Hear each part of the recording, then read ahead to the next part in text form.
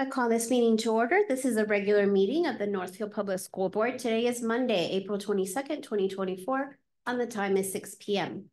This meeting is being live streamed and recorded. The recording of this meeting will be posted on the district website as soon as possible.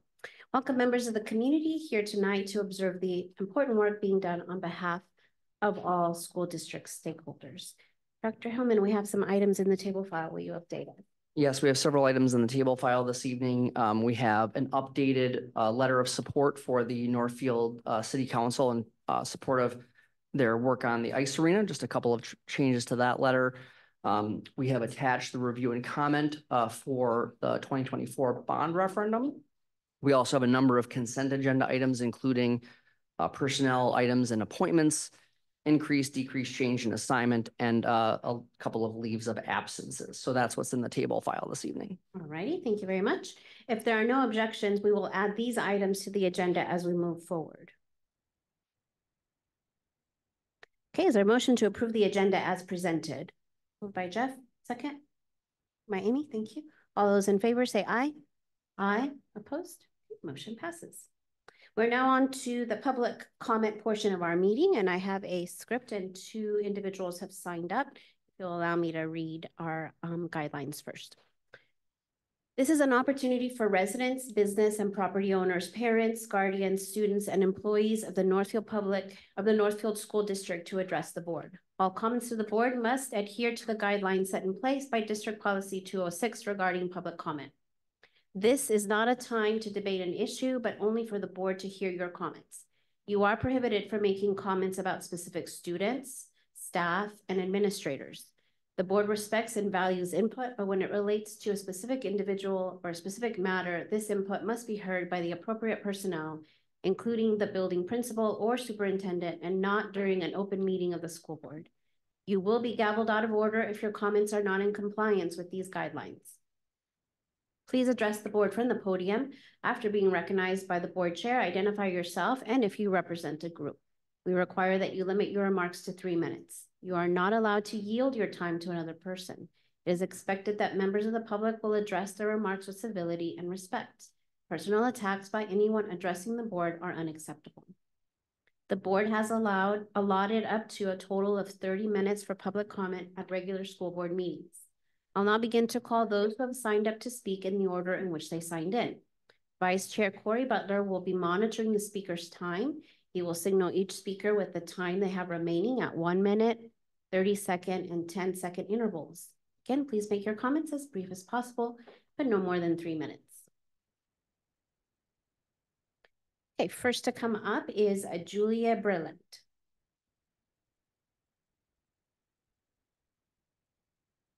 Welcome. Hi. I don't want to speak directly on her, but this was an email response that I got from the Human Resources. After sending her an email about my daughter, Hannah Breland, 10th grade, was assaulted 3 times by 3 different boys.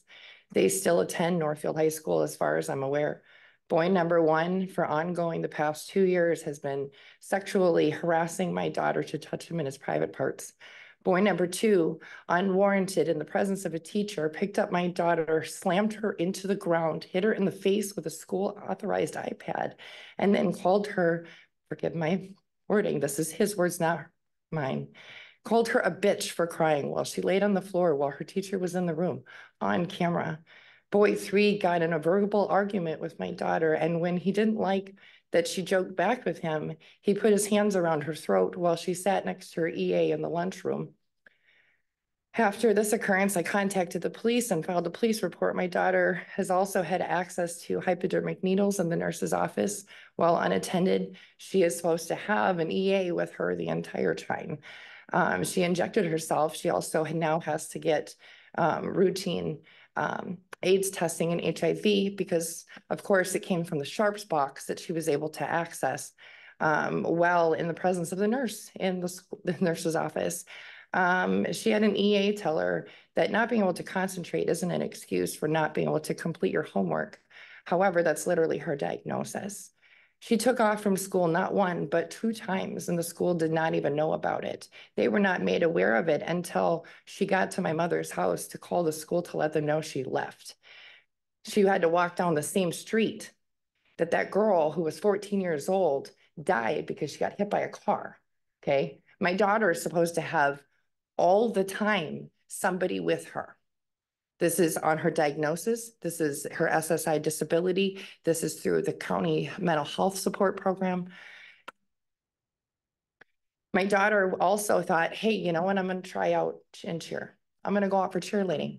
This is something where I can be in a community and have friends and people who want to hang out with me and talk to me and be supportive, right? We're cheerleaders, right? Yeah. Paid $1,000 for my daughter to spend 3 seasons being bullied and harassed by the students that are also in cheer. I brought up to her EA team, to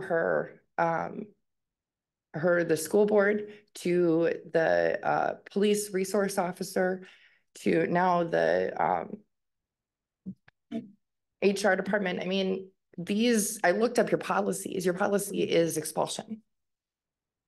That these boys were allowed to do whatever they want to whatever girl they want to. And 2 weeks ago, you had someone come in and say the exact same thing.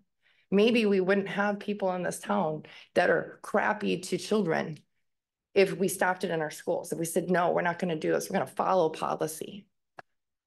I see my time's up. Thank you, Julia, for sharing. Hannah Breland.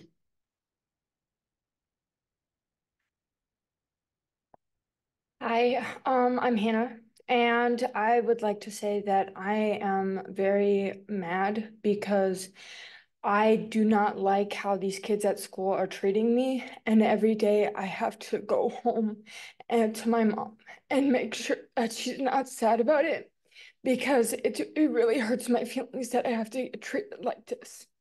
I don't like getting treated terrible. I want to get treated like an equal person. Just because I have to take medication for myself, just because I have to do different things for myself, doesn't mean I'm a different person. It means I'm an equal and I should be treated the same way as other kids. I don't like how I get bullied. And then my mom, I don't think she brought up this, but there was a girl in my classroom with me, but she doesn't go to my school anymore. And I don't go to school anymore either, but she doesn't go there anymore because she got expelled for vaping, for bullying students all the time. And then one time she bullied me, and she literally, she told me to hit her. She got mad. She told me to hit her. I'm like, okay. So I hit her in the face, and then I started hitting her. And then she ripped my hair, pulled me by my head and pulled me down, started smacking the crap out of my head. And then the teacher came in, the teacher came in, and she literally had to stop the fight. And the student kept hitting the teacher while hitting me at the same time. So I didn't know what to do.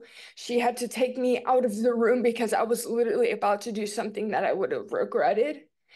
And then after I did that, I left and I just didn't come back. And then I got suspended for 3 days because of what I did, but she didn't. Okay, keep going. But she didn't get suspended for for 1 day. So I really was upset about that. After assaulting a teacher. Yeah, after assaulting a teacher and me at the same time. Any other feelings you want to share? No, I'm just tired of getting bullied and I want it to stop. Yeah, I agree. We won't live in fear anymore. This town needs to recognize what their children are doing. Thank you, Hannah, for speaking.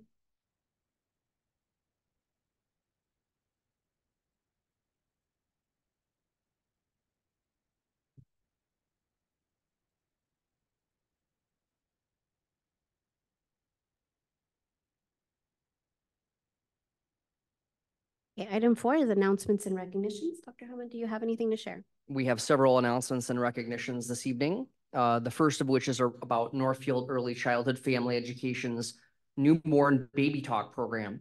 The baby talk program was the recipient of the Minnesota Association for Family and Early Education Innovative Programming Award. The program is co-sponsored by Northfield Hospital and Clinics, Northfield Public Schools, ECFE, and Rice County Public Health Nursing Service. Ellen Hafner, the ECFE parent educator, and Sarah Lyon, the early childhood coordinator, accepted the award at the Menafee Conference. Baby Talk is a free class for parents with newborns from birth to 12 weeks. The class runs year-round. There is no need to pre-register, and sibling care is always provided. A public health nurse, parent educator, and lactation specialists are available to answer questions about newborns and provide support and information about the journey of parenting. This is not the first time that one of our community education programs has received recognition from this organization, and Baby Talk is a joyful place. If you have a chance to see it sometime, it's really a cool program, and we're so happy that other people are recognizing how special it is as well. We'd like to recognize that coming up on May 3rd is the annual School Lunch Hero Day, and that's when we say that school nutrition professionals are heroes, and we mean that. We want to thank our child nutrition staff for all that they do and recognize the difference that these team members make for every child who comes through the cafeteria, and they deserve to be celebrated, and we appreciate them. And I think we'll hear a little more about that from Stephanie when she gives her annual budget presentation tonight. Couple of other items I've shared with you before about the special event that happened last Saturday at Northfield Middle School, Play for Patrick. It's the free heart screenings for kids ages 14 to 24 in the community. And so according to its website, Play for Patrick was created to honor and remember Patrick Schoonover, who passed away at the age of 14 due to sudden cardiac arrest.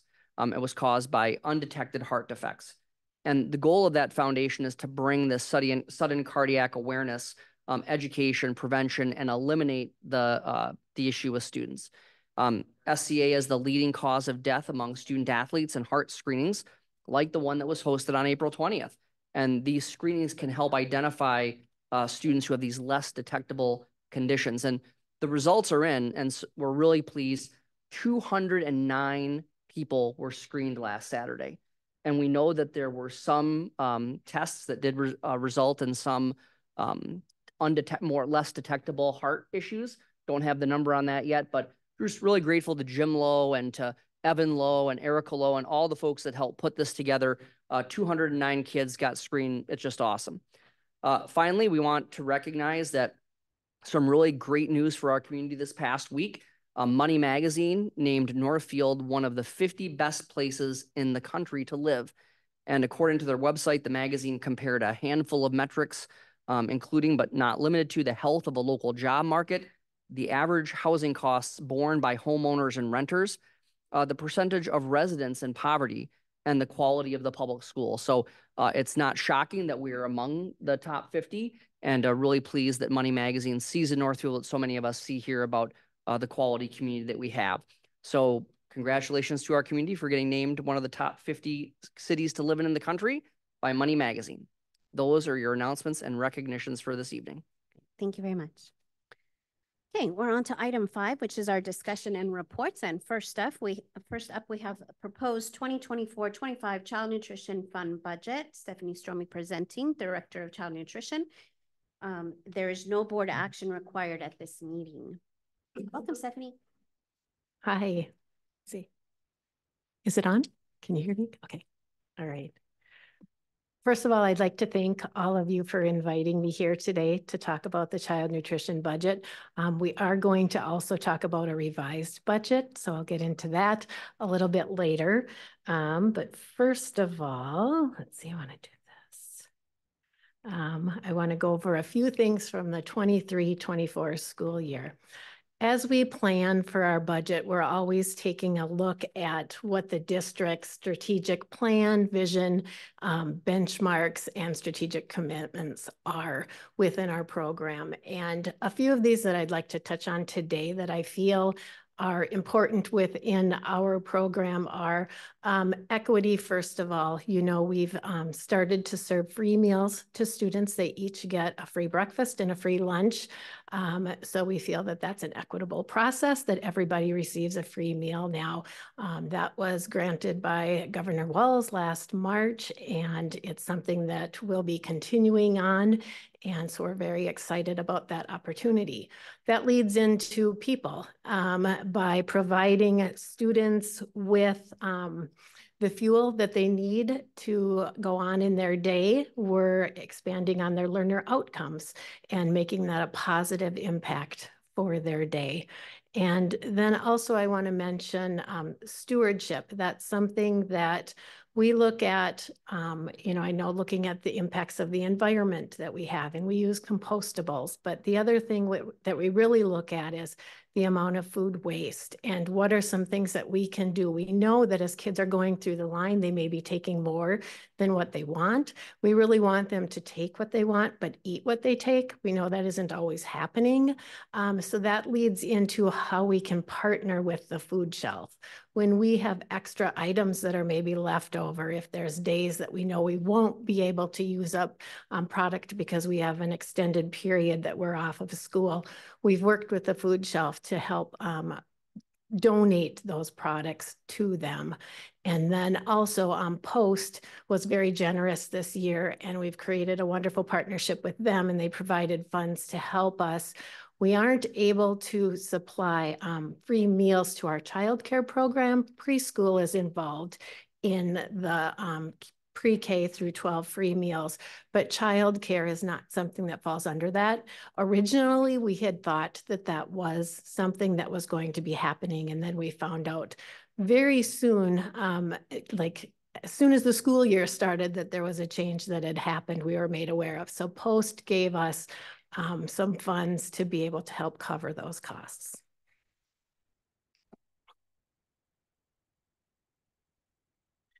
As I had mentioned, kind of our vision with child nutrition is to fuel the students in their learning. And we really feel that that is benchmark number 4. We're helping to foster students not only in their physical, but their social and their emotional well-being every day. So in the next few slides, this is a picture at the middle school, a group of students who are eating their lunch. But in the next few slides, I will review some of the participation data that we have from the 23-24 school year. This is our Ride the Wave of Good Nutrition. National School Breakfast Week was celebrated March 4th through the 8th. And again, it was an exciting time this year because all students in the state of Minnesota receive a free breakfast. We know that breakfast positively impacts students' learning, their behavior, their school performance. So we're excited that each day our students can begin their day with a breakfast if they choose to when they come to school. In March, Governor Walz released that there was about a 37% increase in breakfast participation for the state of Minnesota. That was about 4.3 million more students that were eating breakfast from previous years to this year. Again, that's through March.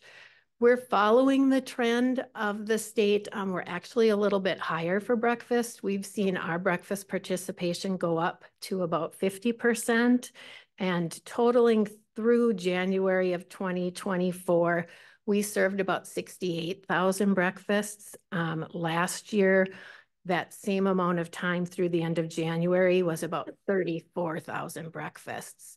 So as you can see this table, I want to thank Hope Langston. She helped me put this together.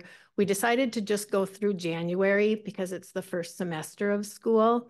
We see that trend continuing throughout the year, but we thought this was really valuable data to take a look at. And you can kind of see the green is Greenville, the blue is Bridgewater, red is Spring Creek, excuse me, gray is middle school, and then the light blue is the high school numbers. So you can see that there's been a significant increase in that time. What's really nice is we didn't have snow days this year. So that also has a positive impact in our participation. These are some photos of varying lunches, items that we offered during the lunch, students going through the lines. So it's, fun to see all of the different items that our staff is serving to them each day and creating for them. Similar to breakfast, lunch numbers are up. They aren't up as significantly as they were as breakfast is. The state has seen about a 15% increase, and that ended up being about 4.5 million more breakfasts served this year than last year. For Northfield schools, we've seen about a 20% increase.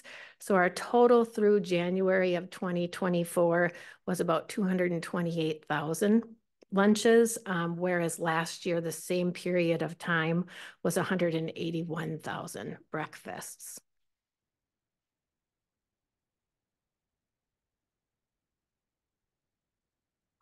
We're still continuing to serve community school, and we were able to serve all 3 elementary schools and the middle school this year. And so we've partnered again with community services to do that. And we've served over 10,600 snacks to students after school. So not only are they receiving a free breakfast, a free lunch, but they're also getting a snack for those students who are part of an extended school day.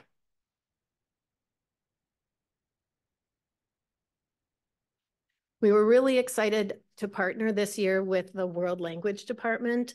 This is something that we had done prior to the pandemic, and we brought it back this year. World Language Week is something that's really a fun opportunity at the high school. And not only do we focus for that week kind of globally on some of the languages that we offer and some menu items that match up with that. This year, we decided to do something a little different and we worked with Afro Deli out of the Twin Cities, and they came down and we served sambusas to all of the students. So it was something that they were able to sample. You'll see in the photo, the red bucket and the green bucket. We had a thumbs up picture in front of the green bucket and a thumbs down picture in front of the red bucket. And so students then were able to take their utensils and put in the bucket that they liked. And they really enjoyed the sambusas. They were able to try a lentil, a beef, and a chicken. And so that's probably something we're waiting for. The company Afro Deli is actually working with the USDA to get nutritional CN label so that it's something that can be utilized in the schools. But we also worked with a manufacturer who does tikka masala. So we brought in that item as well. And we had over 200 students sample that day. And we had 7 students say that they'd maybe try it if it was on the menu. And we had 3 students that were a definite no. So we felt that that was a pretty strong positive result from doing that sampling. So we ended up putting it on the menu in March, and it was a huge success. So we're really trying to look at diversifying our menu and meeting the needs of all of our students. For May 6th, next week, we're doing pupusas and then a traditional coleslaw as well for the students to try. Again, we always try and grow our farm to school, no pun intended, excuse me, grow our farm to school program. But this next year, we will have the full tray grant, and we received that from MDE. We're getting $25,000 to purchase an oven for the high school. We have a current convection oven that is over 15 years old, and we're doing a lot of servicing on that. So we felt it was an important time to bring in a new piece of equipment. So it's a 1-to-1 grant match. So it's about $50,000 to purchase this double convection oven. We're excited. We've gotten these rationales before. The staff really like them. It's a type of oven that can do a lot of different things. So we're excited to be able to bring that in. In addition, we also got $14,000 that is another 1-to-1 match for bringing in farm to school products. So we're looking at are there some more center of the plate protein type foods that we can be bringing in that are farm to school, such as beef. You know, we've done poultry in the past, but we wanted to look at bringing in beef as another option. So as I've mentioned, we've seen a significant increase in our meal participation over this year. Overall, we've seen about a 27% increase in our meal participation, which is why when Val and I were discussing the budget, we really thought we probably need to propose a revised budget for this school or for this current school year. So as you look at this slide, you'll see that the local sources decreased from our proposed budget for 23-24 to our revised budget. And part of this was last spring, we weren't sure, but we thought maybe more people would be purchasing a la carte because of the free meals. And we really haven't seen a lot of that as much as we expected. I think the students, you know, they're going through and getting food from the lines and they're able to take as many fruits and vegetables as they want. So we're hoping that they're filling up on those things. So that's kind of one of the key indicators with that. And so then, of course, with the proposed budget for next school year, we felt to keep it kind of stable with that. The state is higher in the amount of revenue that we are getting from them, and that's because of the free meals. So the paid meals, we are getting more revenue back from the state, whereas the federal sources, that has also gone up because, you know, they kind of offset the free and reduced reimbursement rates with that.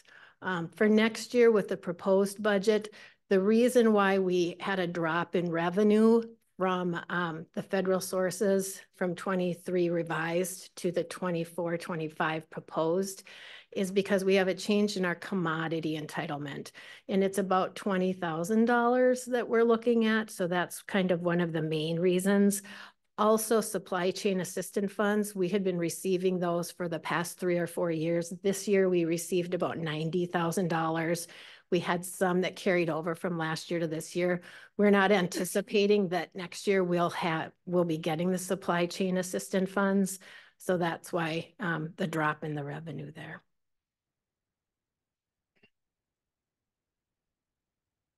And then the expenditure summary, looking at that again, the proposed to the revised, there isn't a huge difference that we looked at with that. But for kind of the main line, I want you to look at the purchased services. There's a difference of about, you know, 20,000 there. And one of the big reasons is with students not needing to pay for their meals, we're not having as many online payments. So we don't have the credit card fees that we had in the past. So that's one of the reasons that we saw the reduction there. And we expect that then to continue for next year for the proposed budget as well. And then with the food and supplies, very similarly, we don't have the expenses of, usually the commodities is an in and an out where it balances the same amount, but we won't have as much in our commodity sources that we have for the entitlement with that. And then the equipment, as you can see for the proposed budget for 24-25, there's a significant increase. And again, that includes the price of the ovens that we're going to be getting that is helped to be offset by the grant that we will be receiving. So as I had mentioned before, we consistently demonstrate good stewardship by analyzing the information that we get. I appreciate Val. She works very closely with me and helps me to open my eyes to what are the things that we really need to be looking on. And it's a great partnership to have with her. We just really try and manage our financial, our physical, human resources that we can support the district's vision. And so for the upcoming school year, or actually for the revised budget, what we're looking at is because of the higher participation that we've had, we do see an increase in our fund balance by about 260,000 for this year. But next year, because of the changes that we will have in our expenses and the revenue, we're going to see that we would be spending down our fund balance again. So this year, we had originally proposed that we were going to be spending down our fund balance for this school year by about 200,000. And we're actually seeing an increase of about 450,000 with that. But then we're proposing that next school year, we will be going back down another 200,000 with that. So I know that that doesn't look like we're doing very well because the fund balance max, if you read that line for the revised budget, is 1.7 1.7 million. And then the proposed budget is 1.8 million.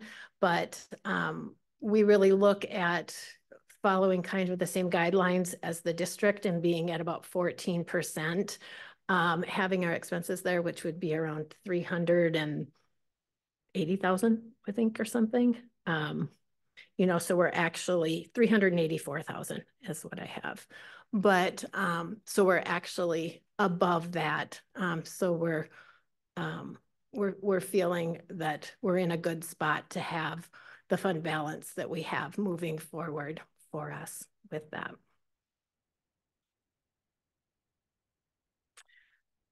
So as always, I really like to take this time to end my presentation and thank my staff. They do such a tremendous job, and I appreciate Matt kind of giving them that shout out for May 3rd of the School Lunch Heroes Day. They're great people. They really try and engage with the students every day. Many of them have built wonderful relationships with the kids, and I've been able to help fill in at the kitchen sometimes, and it's really fun for me. I've made some new friends with the little kids coming through the line, and it's really an enjoyable part of my day to be able to go out there and see what we're doing as a department. So with that, I will end, and if you have any questions. Thank you, Stephanie. Great report. Good to hear about the partnership with the food shelf. Board members, do you have any comments or questions? Amy? Thank you, Stephanie, for the report. I love seeing all the numbers, and I see how busy you're keeping with all of this.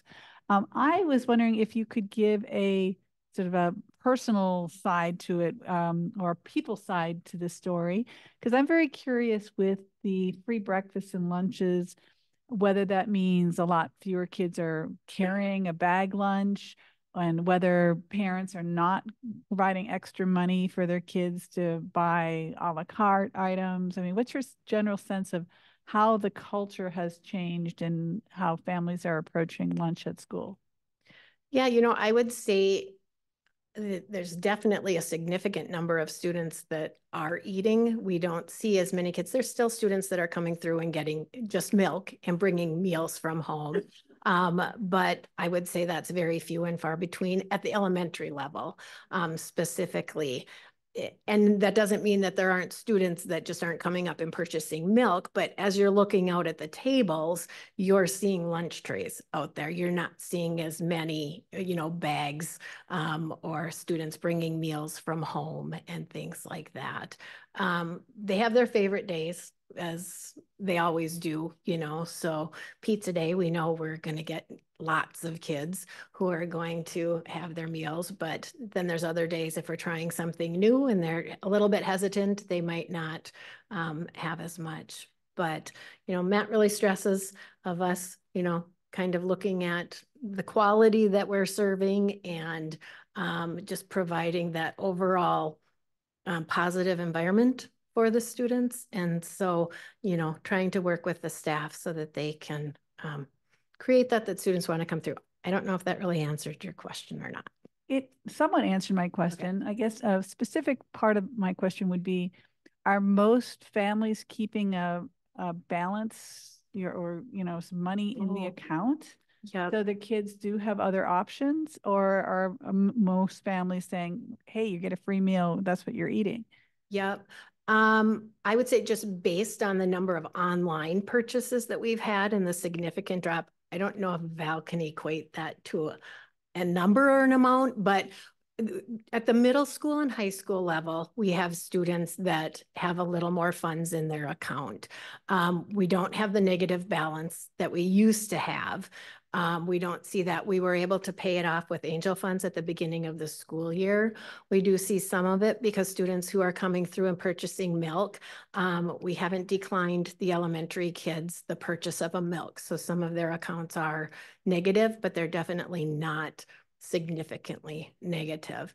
So there's it really varies, and it's hard to say because there's some students who have a really high balance in their account. And then there's some who maybe the parents will have $10, but it's also a way for parents to say, you know what, now they don't have to purchase a la carte. They want to have that limit, because if the kids know they have funds in their account, sometimes they go through and they might purchase a lot more than what a parent would want them to. And we try and work with families on that, but I could certainly pull the numbers if you wanted to know where our balance was with that. I don't need that. I just was looking for anecdotally what you thought. Thank you very much. Yeah. I would say anecdotally as a parent, my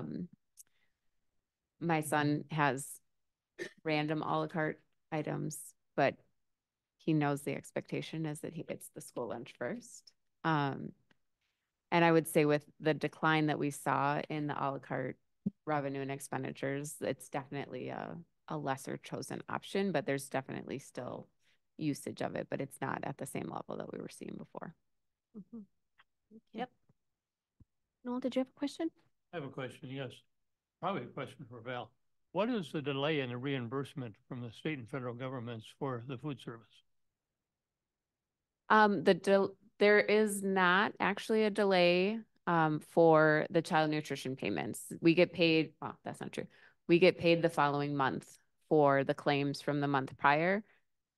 Caveat that there's technically a delay right now for breakfast payments because they didn't fund it enough, but that should be resolved pretty shortly because there was just more participation than they had anticipated. But typically we get the funding the next month for the prior month. So it's a little different than our like general education aid payments from the state. That's the 90-10 split that you might be thinking about. Thank you. Yep. Anyone else? Your report. Yeah, thanks. Anyone else? Question or comment? Corey.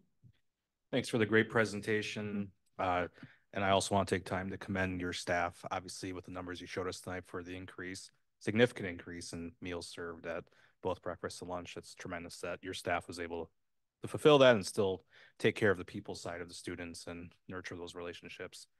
I did have a question, but it's eluding me now. Let's see if it comes back to me if you have a comment. Ben? Thanks, Stephanie. I was just going to say thank you and thanks to your staff. I know it's kind of the unsung part of the day, trying to make sure all the kids have good meals, but it's an important part. So thank you. Thank you. Did you remember, Corey? Not yet. Okay, Jeff? Think about my child. Right. Stephanie, thanks for the report. Just a thought. I mean, with just, food inflation and things going up, I mean, I would imagine that parents are probably more proactive of really encouraging their kids to, take meals when they can get them. Do you see, I mean, you've been around a while now from way before COVID through COVID. I mean, what, if there were a couple of trends that you see, I mean, just off the top of your head, what would they be?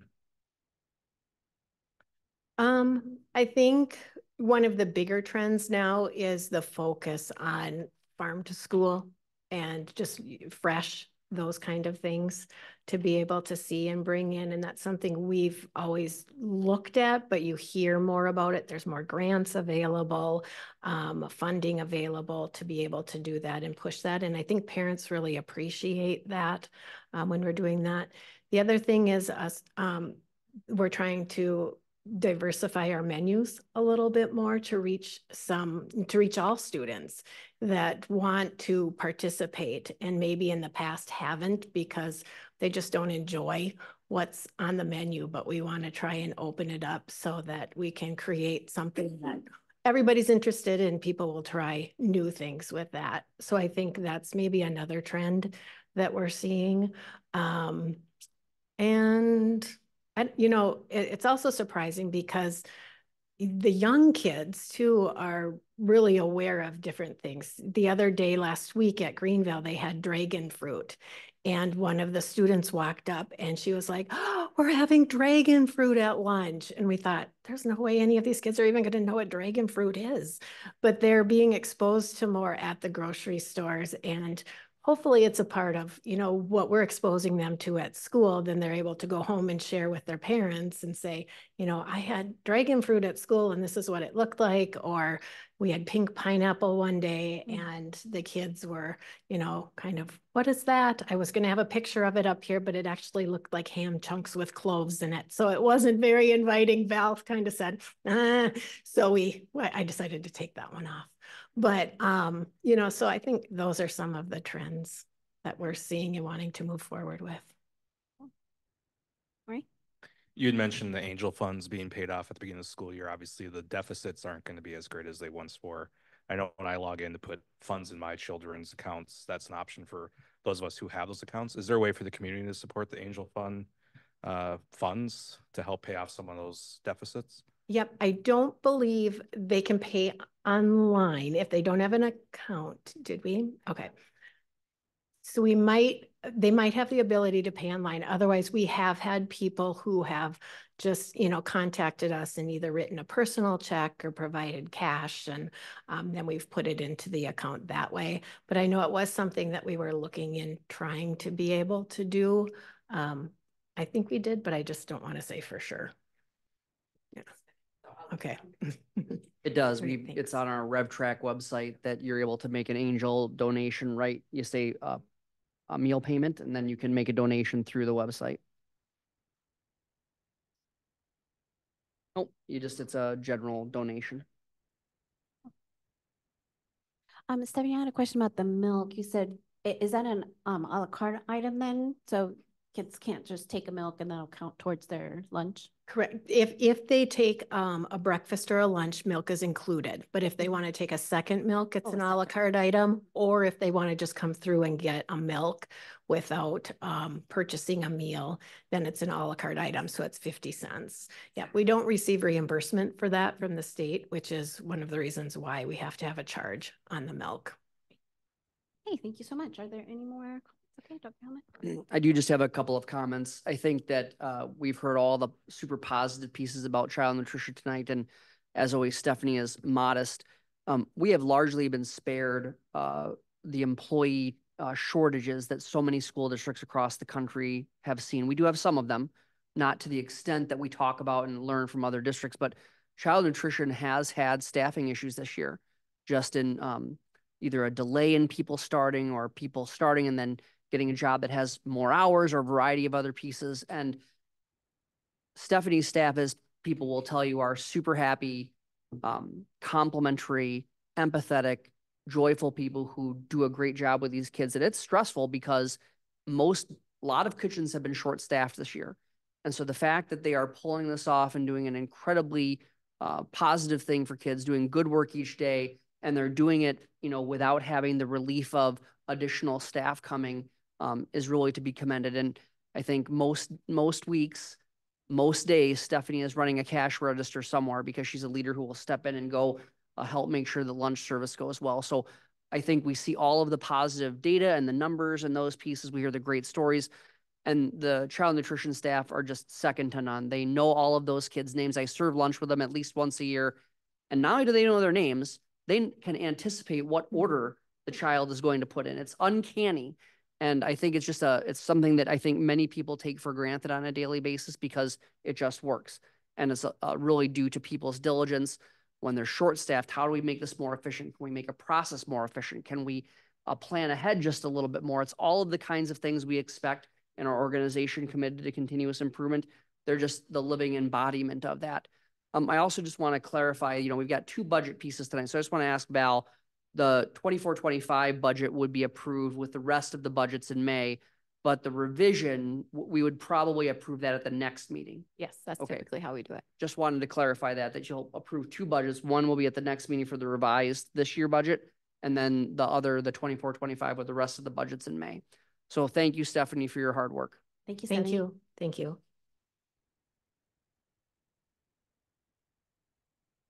Good. Okay, next up, we have the revised 2023-24 and proposed 2024-25 community education fund budgets. Director of Community Education, Erin Bailey, will present. Welcome, Erin. Thanks for having me tonight to present the FY24 revised budget and the FY25 budget. Just want to share a few highlights from last fiscal year. Last fiscal year, we did offer 942 programs through community education, and school districts facilities were used for 239,181 hours by local groups who are not affiliated with the school district in any way. So that does not include high school athletics. That does not include any community education programs, any pre-K through 12 program at all. So heavy use of school district facilities. The community education department also employs about 600 staff. That would be everyone from someone who is coaching flag football for 8 days in the fall to a full-time licensed staff to community ed coordinators across the board. And then of course, we also employ contracted staff primarily in the delivery of adult education or youth enrichment programming. And then as you all know, the community education budget is part of the 04 fund of the school district and not part of the general fund. Then also just a reminder of the community education different program components, and I'll share a couple highlights as we go through. Adult basic education as of March 10th had 118 students enrolled. And in that same time period last year, there were 77 students enrolled. So we continue to see a really significant increase. That number was as of March 10th, and it has only continued to go up. Last week, we did welcome a student from Kenya and one from Japan. So we will continue to see that number increase. This year, students in adult basic education do speak 14 different home languages and represent 21 different home countries. Recreation and youth enrichment, both the adult and youth programming, continue to see participation rates that are higher than pre-pandemic. We did open our summer registration on April 5th, and I hope you all received your brochure at home. And that registration is also off to a great start. And then just in the community partnerships, we again continue to be very thankful for our partners, both at the Healthy Community Initiative and the Community Action Center for their presence in our building. The Community Action Center's food shelf is open on Thursday evenings and afternoons right now. And truly that's due to staffing on their part. They, I think, would otherwise, if they had more staff, would have it open more. There's often a line in the building about 2.5 hours before that food shelf opens. And so the need and desire to get food out of this site on the north side of Northfield is high. And then of course we have our Community Education Advisory Council that guides our work. So the council meets 10 times a year. They're appointed for 3-year terms. We have 2 student representatives and a school board representative, which is Corey, who's graciously heard this presentation twice after tonight. And then a representative from the City of Northfield's Park and Recreation Advisory Board. We do have 12 members on the Community Education Advisory Council. They did get to hear this presentation last week and who are bringing this forward with their recommendation for approval too. And then of course our early childhood programming. So this is the list of the programs. So we have a couple of highlights. ECFE is having their 50th anniversary celebration tonight, which is really fun. And it was great to see a number of former ECFE staff back in the building tonight. But we've also seen just great participation numbers in ECFE, enough that we've added more classes this spring in the afternoon due to the interest by families. Also, we opened summer camps on April 5th and filled all of those on the first day. So we are working to continue to either add additional slots or additional camps to accommodate all the families who are interested. Hand in Hand Preschool also continues to have good registration numbers. We will continue next year with our 11 sections of preschool. The only thing that potentially would change that, we do have a voluntary pre-K application submitted to the Department of Ed. And it will depend on the legislative session in regards to seats and what they may or may not be increasing in the state. And so that will be an end of May decision. And then Early Ventures, which is our licensed child care center. In the first 15 minutes of opening registration, we could have filled a second infant room with a waiting list. So that's 16 infants that did not get care. In addition to those to the room we have fully operational and full of children. So as you all know, the need for childcare options in this community is still a desperate situation for a number of families.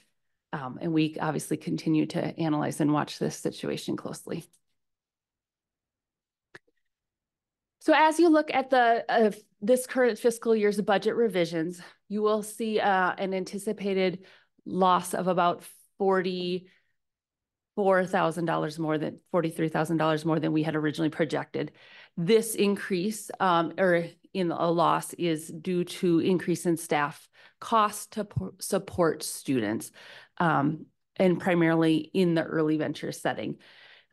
We currently have students who have different social and educational experiences due to the pandemic, and those needs need to be supported appropriately. And it looks different in a childcare setting than in some of our other settings.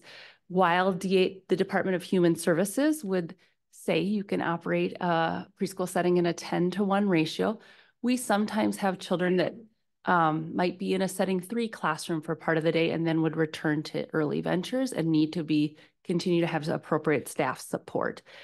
Early ventures also doesn't have the same access to subs as we would in other programs or throughout the districts. Early ventures subs, or all staff in early ventures, go through a fingerprint and background check process through the Department of Human Services. So we can't just put in as somebody who might want to sub that day. We have to have people that have gone through that process. And so we have to allow enough staff to be able to cover people when they're either out ill, on vacation, et cetera. So that also plays in just to how we staff that sort of facility. So as we look to our budget, the community ed's budget goals, we're continuing to work to an overall fund balance of 14% of our operating expenses, which is approximately $530,773. And we of course want to achieve this with all our fund balances having positive balances. And as you saw on the previous slide, we do anticipate achieving our budget goal this year.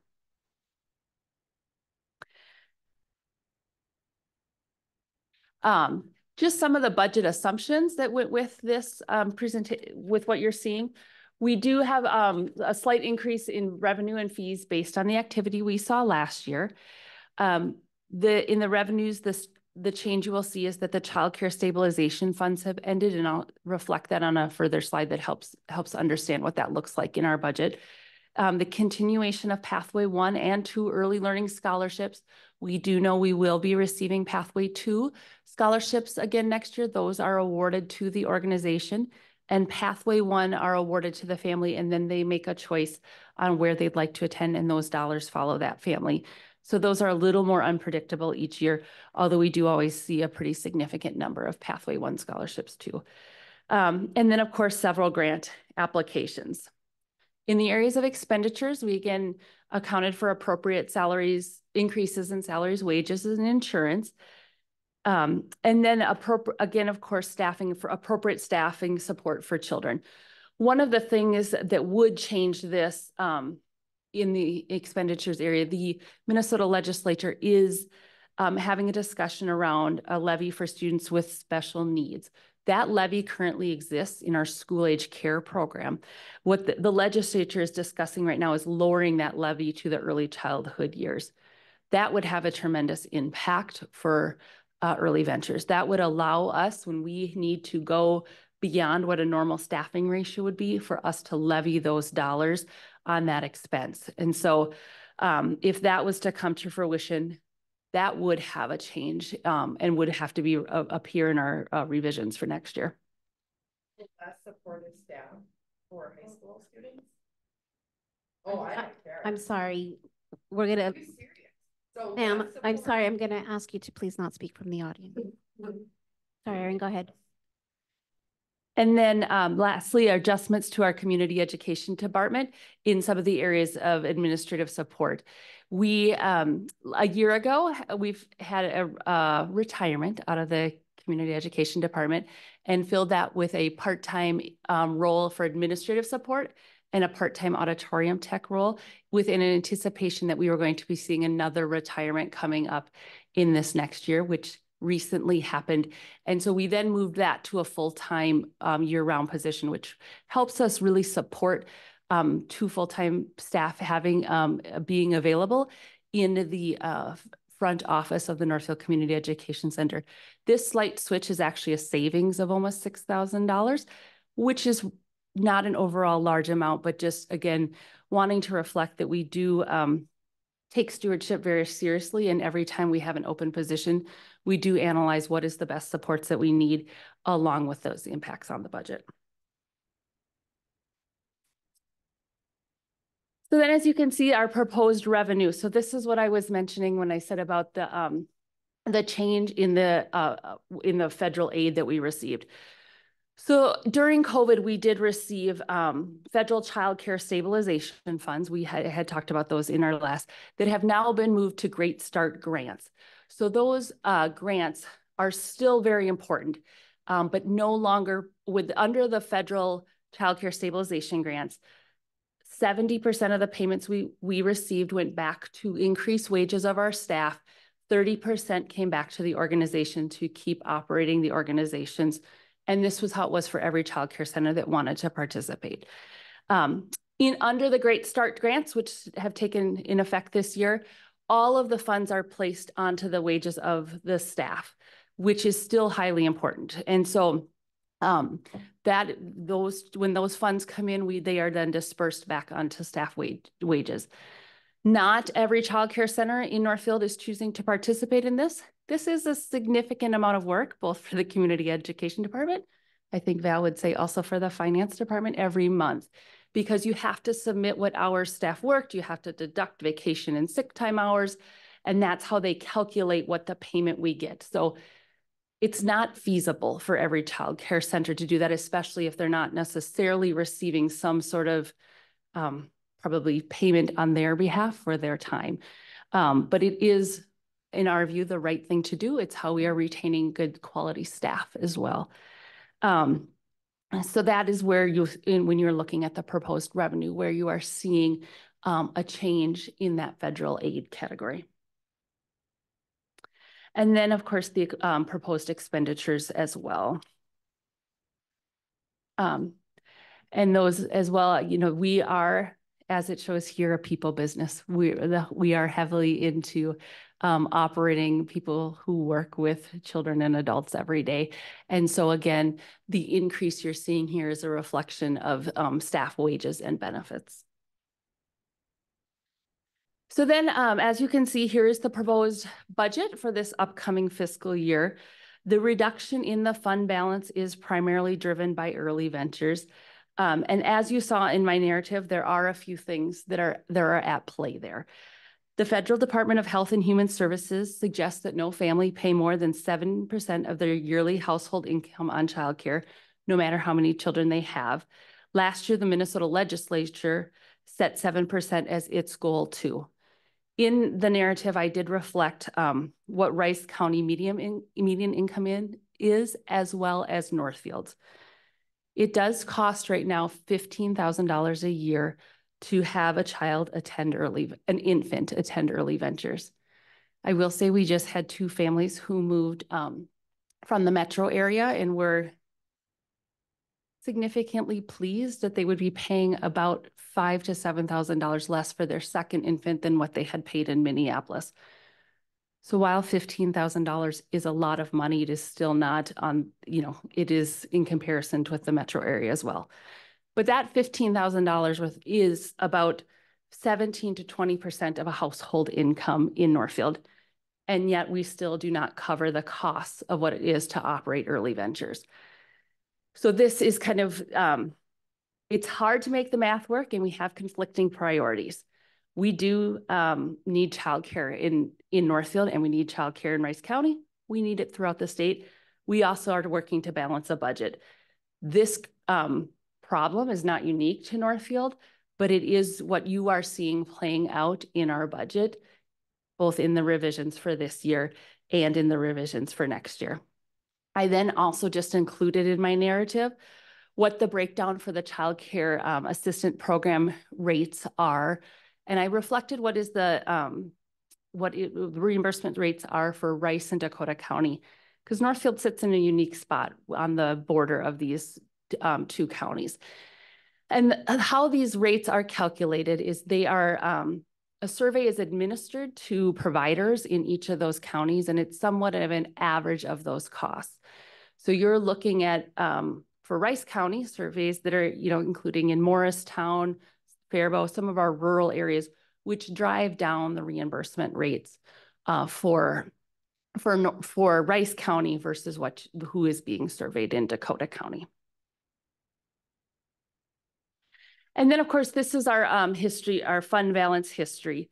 70% of our fees are 70%, excuse me, of our budget is driven by fees. And so it still remains how we generate most of our funds in the community education department. And we do continue to see an increase in our participation rates and thus in our participation fees. So that has continued to stay stable or increased for all of our programming areas. And so again, just reflecting where the decrease in the revenues is, or not, excuse me, not a decrease in the revenue, but the increase in the costs are. There are, of course, some variables that are included in this budget. You know, we can't predict the actual program enrollments at this point, nor can the fee collection or exactly what student needs we will have next year. When you're the entry point to the system, you see some new kids every year, which is outstanding, but it does mean you can't predict that necessarily ahead of time as well. So I just also usually take this time just to reflect a little bit on what our out of school time support looks like to youth. So we do now have community school sites at all 3 elementary schools, and of course then our middle school youth center. These are free out of school sites, and so our after school and evening programming happens at Greenville Park Elementary. So it happens Monday through Thursday, right after school is free programming. Excuse me, and then Tuesday and Thursday evenings. And then we also have Monday through Thursday after school programming at Spring Creek and Bridgewater Community School and the Middle School Youth Center. Just some highlights for this year, because there's been some exciting things that have returned since the end of the pandemic. And this is the first year we've been able to implement them. So we are offering dental clinics again at Greenville Park Community School. And then we are also offering swim lessons in partnership with the Northfield YMCA. And so we are able to bus 25 students from each community school site to the YMCA for 3 weeks of swim lessons, which is a critical skill to learn. And it's exciting that these students are having that opportunity. And then as we just look at participation and attendance, here's what you can see in regards to how many students have been involved. And this is actually, as of April 15th, misses a couple of very significant events. For example, the Gecko Gallery attendance is not included in here, and a few things that happened right before this. But for our grant goals for this year, we have well exceeded the number of students who attended 1+ hour and are getting closer by the day to the numbers that have attended 50+ hours of programming. And that's just the threshold that MDE has set in place as having the most impact then in the child's academic career within the school day and social emotional benefits as well. Great. Thank you so much, Erin. Yeah. With that, I'll take any questions and comments. Are there any comments or questions from the board members? Okay, Ben. Thanks, Erin. Great as always. Just a couple questions from where you sit. What are some of the most significant kind of barriers to expanding early ventures now for us? Yep, those are great questions. So the lowering of the special needs levy would have a huge impact on the cost. And so just to be clear, that would actually, we already provide the supports that students need to be successful. This would allow us to help cover the costs for it in the same way we cover the costs for it in our school age care program. And so by reducing that barrier, it allows us to come to a more break-even point in our budget while providing the supports that students need and deserve to have. I think Early Ventures in my book has proven it is a successful model and accessible place to prepare kids for kindergarten. And we are likely saving costs in the long run. Those are all hard to calculate. So I think having a mechanism to provide those supports to make it financially stable would be number one.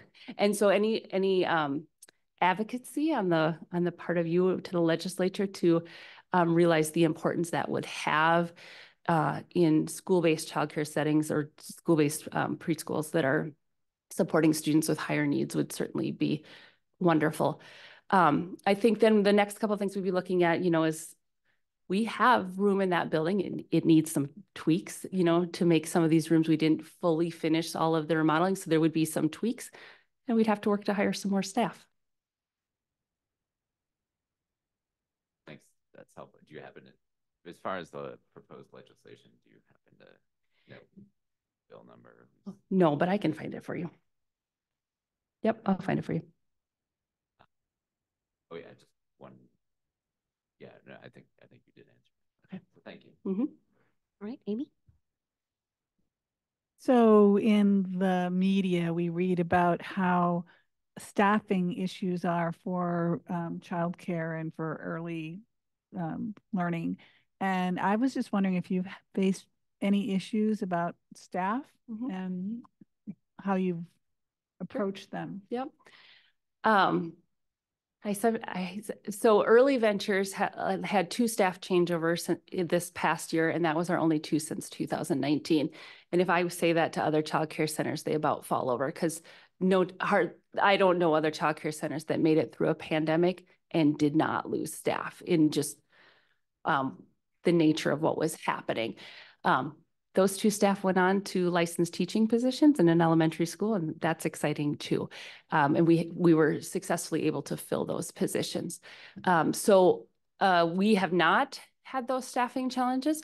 I think the fact that we do put in the time and effort for those Great Start grants to give a grant boost to staff wages, and the fact that we provide benefits are reasons we have the high quality staff that we do. We have staff in a childcare center that have degrees, some of them in education, and that is not necessarily the norm in all of the childcare setting. When I look at the Rice County Job Board, I feel bad for our partners who often have a posting there, because I think it's hard to, when you are short-staffed in a childcare center and you're open long hours, you're burning people out too. And so it's hard to make that work if that's the case.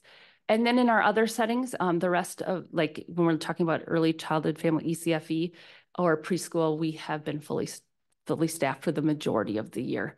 And, you know, every now and then if somebody had to leave for some reason, but it has not been more than a 2-week time period that we haven't been fully staffed. Kid Ventures is one area we could use more staff this year. That would be one setting that has had challenges this year, especially in the before school care time. Thank you. I was thinking you're like the largest employer in Northfield. Well, that might not quite be. It's not a full-time staff. Anyone else? Noel? Yes, it has been statistically proven that an investment in early childhood pays off very well for that student later in their education. Dr. Hillman, what are the numbers, current numbers? The last one that I've seen from Art Rolnick, the Minneapolis Federal Reserve, was 17 back for each dollar spent. Spend a dollar, you get 17 back over the course of the education. That is correct. That's a pretty good return. I think so too. Keep it up. Thank you. Thank you. Aaron, I had a couple questions. Corey, you have a question? Yeah, just a couple. Thanks, Aaron. Great presentation. Even better the second time. Concerning the state of childcare in Northfield and the surrounding area, can you just kind of paint a picture of how it looks? Because I know you're at capacity. There's a wait list to get into your center. So we're the second largest childcare center in Northfield. Last for a 6-week period last summer, so we're talking kind of in that August, early September, we watched 6 in-home childcares close. I don't have the exact number of how many slots that is, because it could be they all get licensed depending on the ages they're taken, so it could vary a little bit in number of spots. 6 is a lot to lose in this area. So where we are right now at our center, if this is our waiting list for next school year, families who would need just the infant room, we have 14 now on the wait list. Families who would need both the infant and the young toddler room, because we have to be able to transition them at a certain point. We have 4 on the wait list. Then just needing the toddler room, 4 on the wait list. And then in our older toddler room, 4, and in our preschool rooms, 5. And what we do know is once they start at Early Ventures, they don't leave. So what if we were to add in the amount of infants and toddlers, which is where we see the biggest amount of wait lists, we would likely move them the whole way through the system, if that makes sense. Infant and toddler care is what we see the largest need for right now. If families can't get into places, I have heard them driving, you know, if they were working out of town, they are driving their child out of town to a childcare center in the community where they work.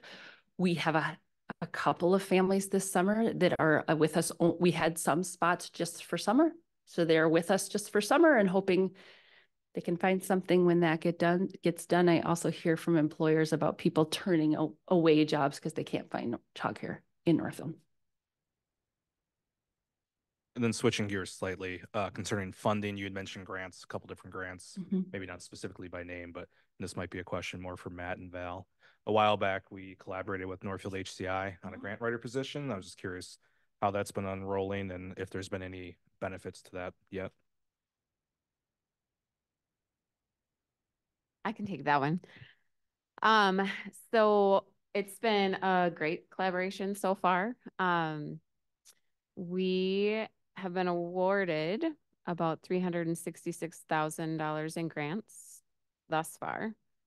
We currently have about 2.3 million in grant applications out that we're waiting to hear on, and are prospecting on just over 1 million. So it's been very busy, but lots of good work happening. She's done a great job getting up to speed and understanding programming and kind of how all the things fit together in Northfield, but so far it's gone really well. Great. And for those who aren't as familiar with the grant process, Aaron, last week you shared with the group some of the details of the more recent grant, just the page length and the amount of work that goes into it. Can you just kind of give a high level view of so the amount of effort that goes into one grant? I sure can. We've been working closely with our grant writer lately. So one that is secured is we partnered with Faribault Public Schools on a Rice County Grow Your Own grant for early childhood. And we do know we have received that grant. So we did receive approximately $189,000 for to support tuition, mentorship, fellowship programs for those that would be interested in pursuing a career in the early childhood field. So that's super exciting. And then what I was talking about with our advisory council, we recently submitted some full service community school grant applications out there. We're a little bit of a long shot in that, and just when you look at the priority points, but did feel it because of this process of so many things moving to grants. It takes a lot of school district time. Each of those grant applications, and we submitted 3, was between 50 and 60 pages long. So it does take a considerable amount of time when you're looking at some of these MDE grant applications to be able, I mean, it's nice to have some support on that because it does take a lot of additional time to get those done. Thank you. Anyone else? Okay, Ben. Just one follow-up question in terms of, just looking at, you were talking about the cost for infant and toddler care. Do we see that going up then again this next year? And if so, by how much? Yep. So it's going up by about 3% this next year. This is always the delicate balance of what we aren't covering the cost. What can we go up that keeps it still reasonably able for families to pay this?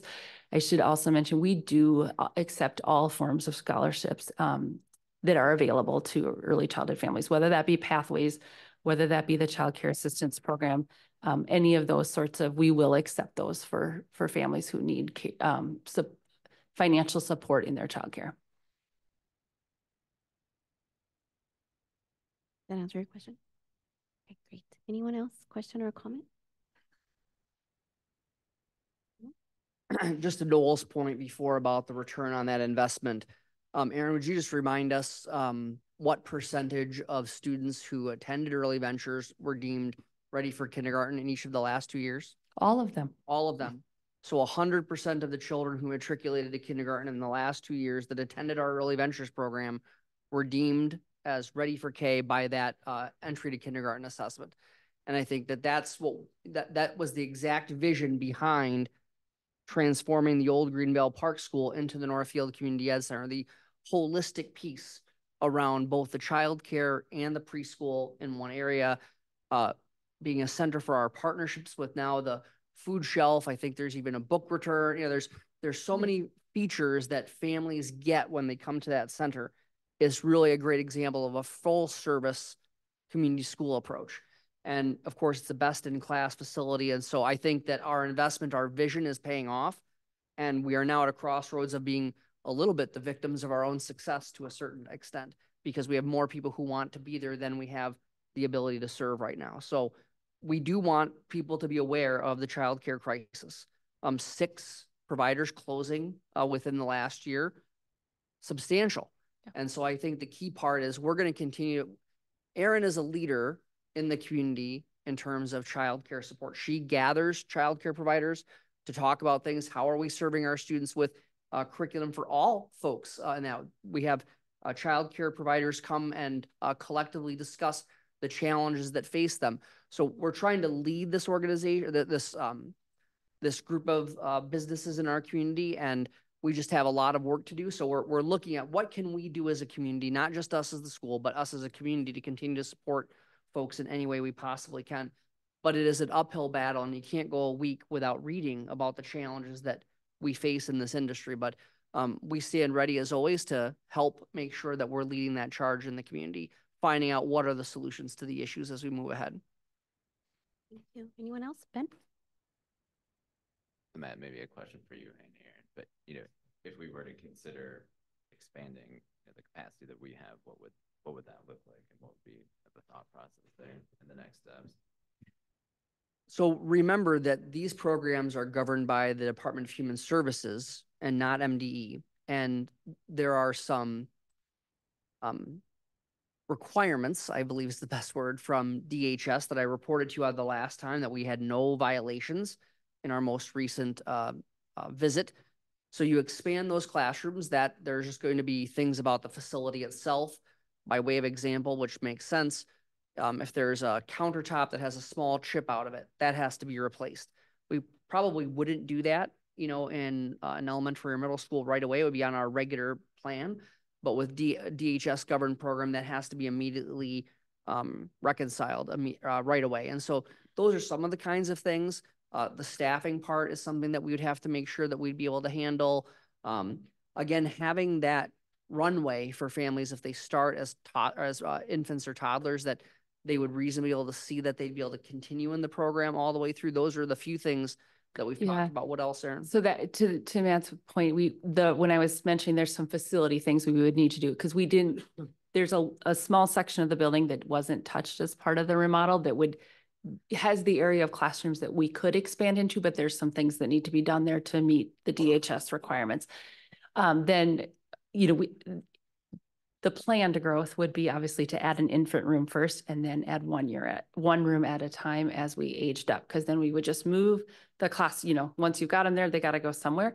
And so then we'd, move them forward as we go through that. And then it would reduce having to essentially double in staff size that first year, where we would just be able to more slowly add to the staff too.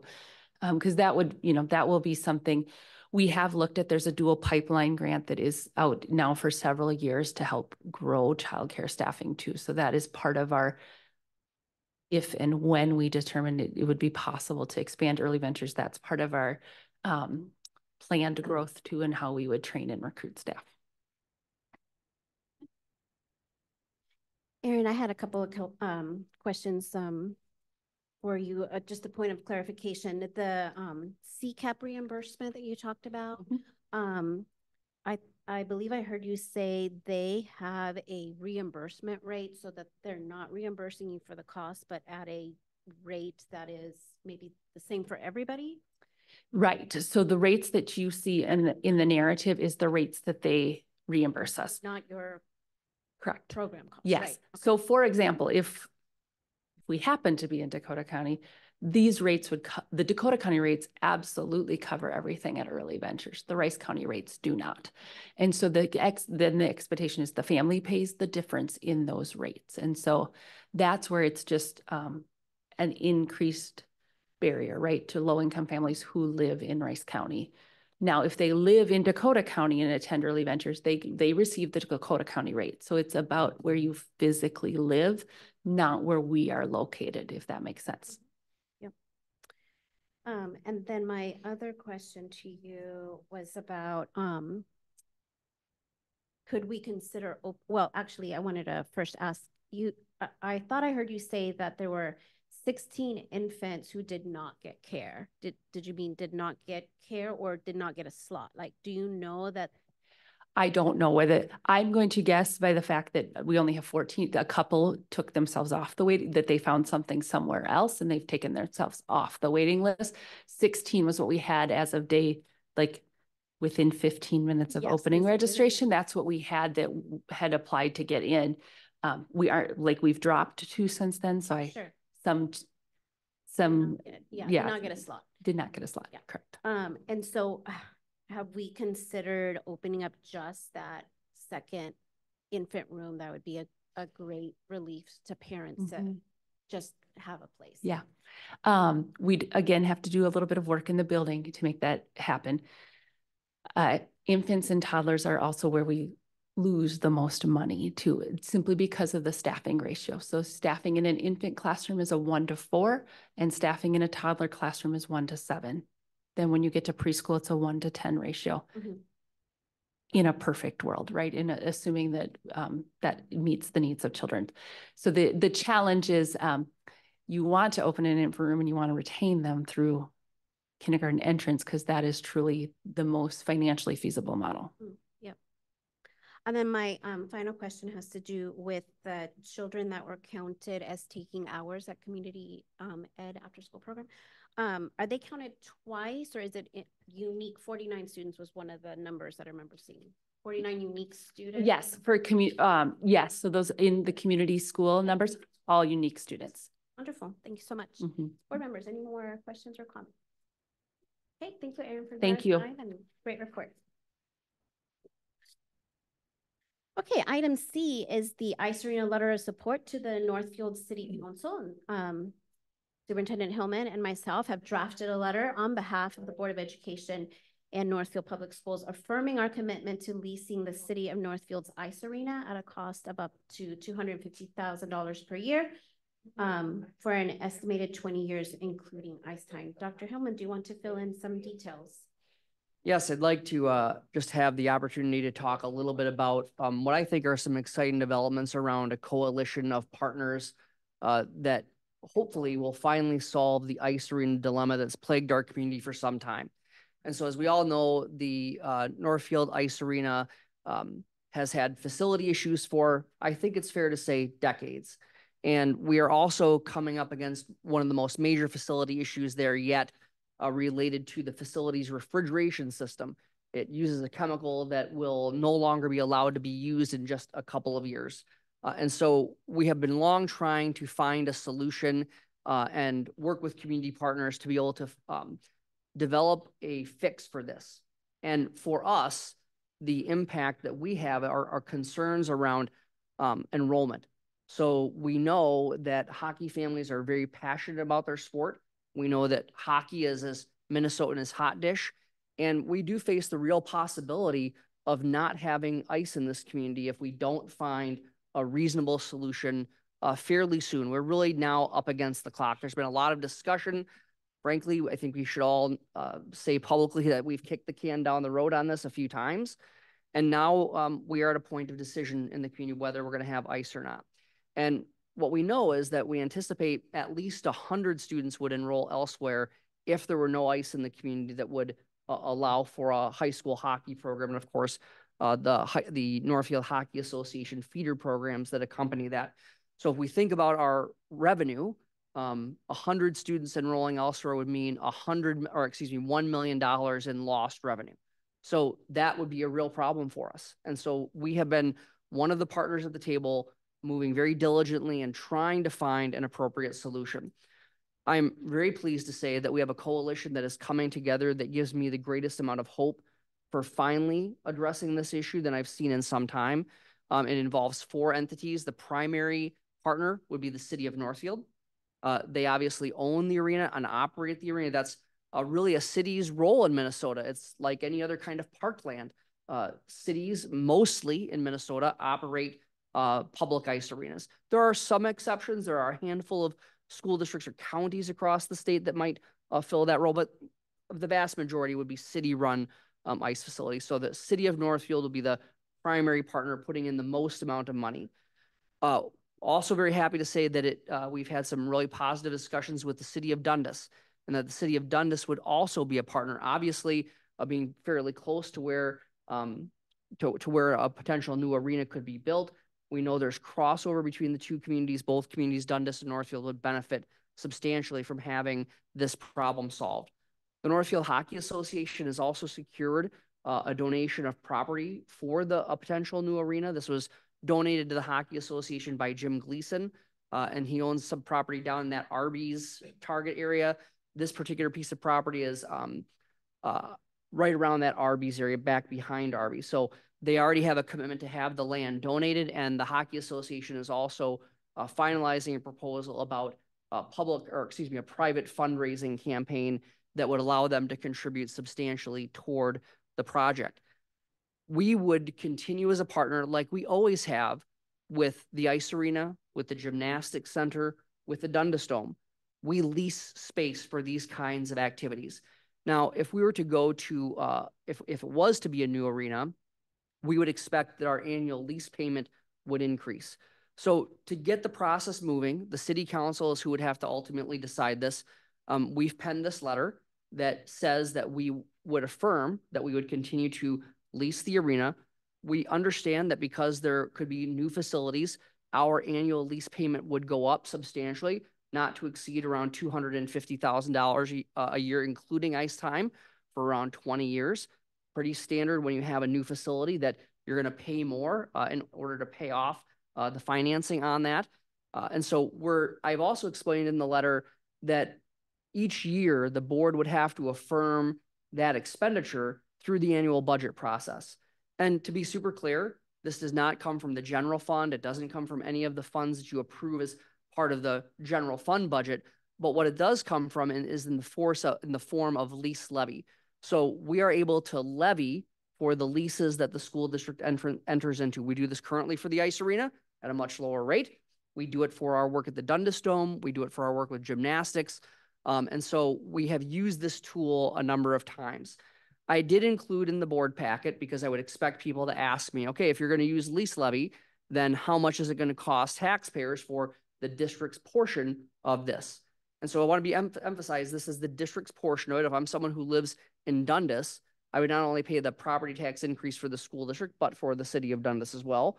Same thing with the city of Northfield. But it also expands the contribution of the entire school district. So the entire school district is 174 square miles. And so people who don't live in the city of Northfield, but live within the school district, would also be contributing toward the project through our lease levy.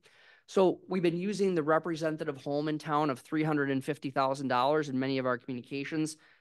If we were to move forward with this at the maximum of $250,000 a year, that would cost that homeowner an additional $18 a year or $2 a month. And so as we think about the potential loss of revenue, we do have a Hockey Association survey that says it could be up to 200 students who would enroll elsewhere. We're being conservative with that. So we think about that push and pull about having a vibrant ice community in Northfield, 2 teams that made it to the state tournament this year, a rich history, especially over the last 6 or 7 years, having Ms. Hockey this year. We have a lot of proud tradition here, and I think we can be on the precipice of solving this issue that has plagued Northfield for some time. We're not asking you to approve this letter at this meeting. We're going to ask you to approve it at the next meeting. It is simply saying that we are willing to be a partner. We affirm our intent to lease the facility over the long term, with the understanding that those funds have to be approved by the board each year to be expended. So I'd be happy to answer any questions that people have at this time. Thank you, Dr. Hillen. Okay, board members, any questions or comments? Okay, very good. Item D is the fall 2024 bond referendum. The district is working with Wold Architects and Engineers, Ehlers, and the Dorsey and Whitney law firm to prepare the ballot language for the November 5th, 2024 bond referendum. We will likely introduce the ballot language at the May 13th board meeting and request board approval at the following meeting, May 28th. Dr. Hillman, do you have any comments on that? Not on that particular item. We will bring the ballot language at the next meeting and then ask for approval at the following meeting. Good. Any, We do have the review and comment and some of the other portion there too. okay. Do you want to? Yeah, if I can just talk about that Yes, right now. uh-huh. So in the board packet, there's just a couple things referendum related that I want to share with you tonight. One is we have a copy of the review and comment. Now, the review and comment document is a state prescribed submission that we must submit to the Department of Education and receive their findings on it in order to have, it's required as part of the referendum process. And so we've worked with Wold Architects and Knudsen Construction to complete the review and comment. It's very formulaic. So at the beginning of the document, you will read a lot of things with the word deficiency. That is what the state language is. It's intended for you to outline the deficiencies in a facility that you are trying to rectify as part of a bond referendum. So it does feel that there's a lot of things about things that are deficient in the beginning. That's just the state required way of submitting the review and comment. So those first 18 to 20 pages of the 200 that are in the packet are really that state required component. It's designed to outline the deficiencies with the facility. The rest of the packet, you will see things that you have already seen before, right? Like the facility report that Wold completed for us in 2022, the summary of all of the different task force meetings that happened. Those items shared both the positive aspects of the facility as seen by students and staff and parents, and also the deficiencies or the things that they thought that could be improved that really were fuel for this particular process. And so then it will also go into the potential solution. And as you know, the solution that we have put forth is what we really think is the just right solution. It leverages the parts of the facility that are solid, that have great value, things like the current gymnasium, the art space, the vocational wing that has a tremendous amount of great square footage, but just needs to be reimagined, keeping places like the media center, the parts of the building that we can leverage, the auditorium that people really like and enjoy interacting with. It removes parts of the building that are the least efficient and the least secure and replaces them with new construction primarily for classrooms where our students spend the vast majority of the day. And of course, then we outline the third question around geothermal, the second question around expanded athletic space. You see all of those things in the review and comment. Those first 20 pages, very formulaic. It's a state required form. Then we add the supporting documents that describe the entire process that we have taken over the last couple of years to arrive at this point. So we are required to have the board approve the submission of the review and comment. We're not asking for approval tonight. We'll ask for that at the next meeting. And then we will submit the review and comment. When we submit the review and comment, you might remember that Sal Bagley from Wold Architects said she's never had a review and comment submission that was not given a positive approval. There is a way that the department can give you a negative review. You still put that on the ballot, but then it takes 60% approval from the public to be able to get that passed. In my 28 years in Minnesota public education, I can think of one project that did not get a favorable review and comment ruling from the Department of Ed. And part of it is because they do lay out very explicitly what the requirements are, what order you have to put in, the kind of submissions that you need to do. And we've been working with a firm that has done this many, many times. And so we feel very good about what we're submitting.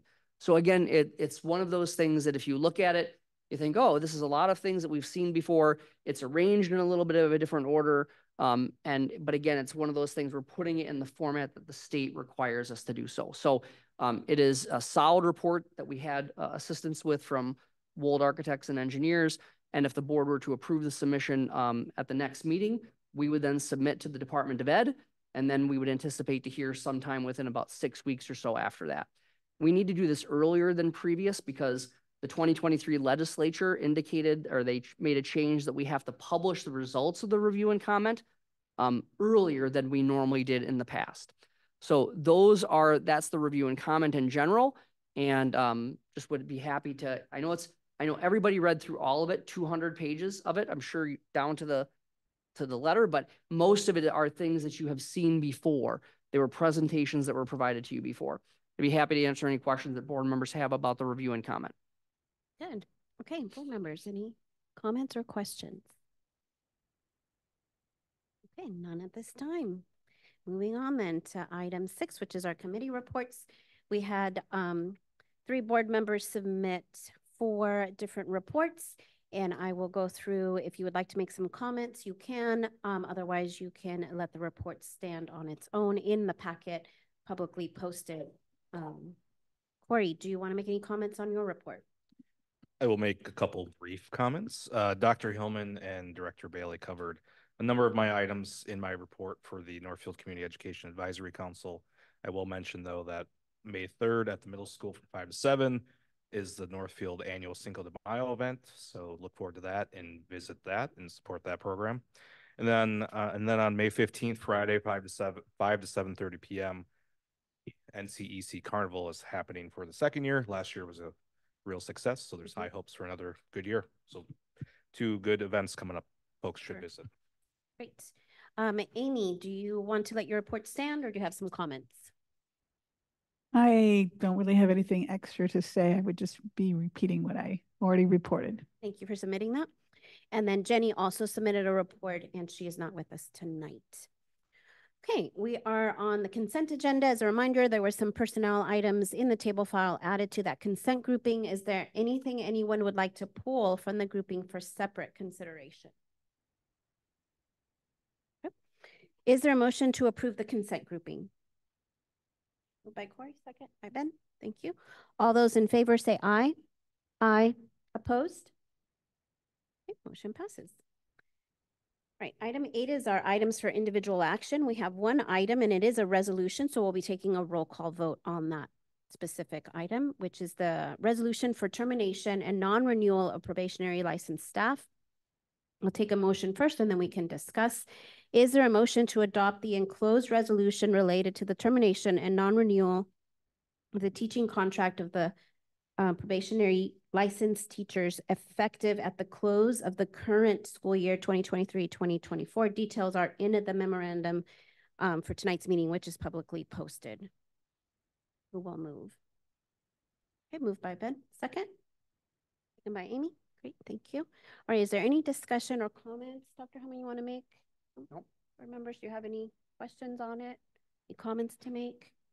No? All right then. Anita, will you facilitate that roll call vote? Butler. Aye. Gerwitz. Aye.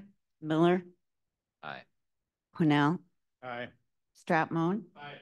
Gonzalez George. Aye. Right, motion passes. Thank you, Anita. Item 9 is our items for information.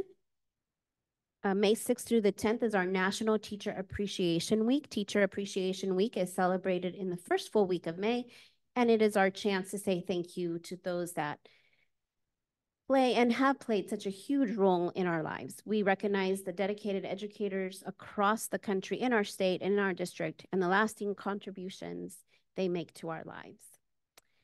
Item B is our update on the graduation. The ALC graduation is scheduled for 6 p.m. on Friday, May 31st at the middle school.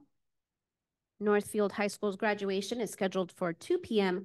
on Sunday, June 9th at Memorial Field. Okay, and then item 10 is our future meetings. Those are Monday, May 13th. That is a regular board meeting here in this boardroom. Then at Tuesday, May 28th is a regular board meeting. That is Monday is the Memorial Day. So we're moving the meeting to Tuesday, 6 p.m. And then Monday, June 10th, 6 p.m. regular board meeting in this boardroom again. Okay, that is all the business that we have for tonight. Is there a motion to adjourn? Moved by Noel, second. And by Jeff. Okay. All those in favor say aye. Aye. Opposed? Motion passes. We are adjourned.